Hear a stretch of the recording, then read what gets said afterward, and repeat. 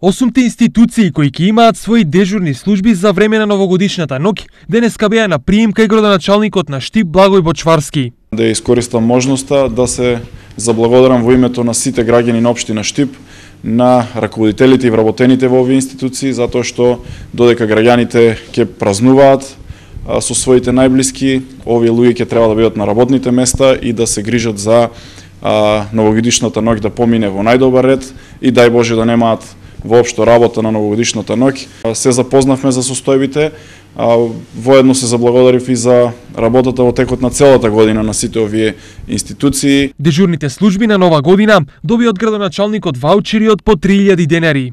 Како на мене, така заслужници и моите останати полициски службеници, колеги од полициската станица, бидејќи секогаш работите на терен ги спроведуваме тимски. За новогодишните празници, божикните празници, значи на терен ќе бидеме, превентивно ќе делуваме, доколку има нарушување на јавниот ред и мир, ќе постапуваме законито.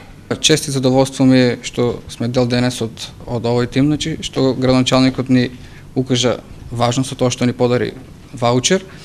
Очекуваме за новогодишната ноќ да биде се во најдобар ред, меѓутоа тоа не може да се претпостави. Располагаме со доволен број на екипи, така да спремни сме да ја пречекаме новата година и божикните празници.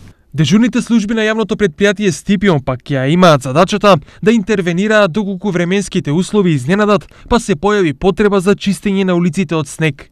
Спремно да ги дочека новогодишните и божикните празници, доколку временските прилики не ни се наклонети, ние ќе излеземе и ќе реагираме за граѓаните на општина Штип што по-безбедно стигнат до нивните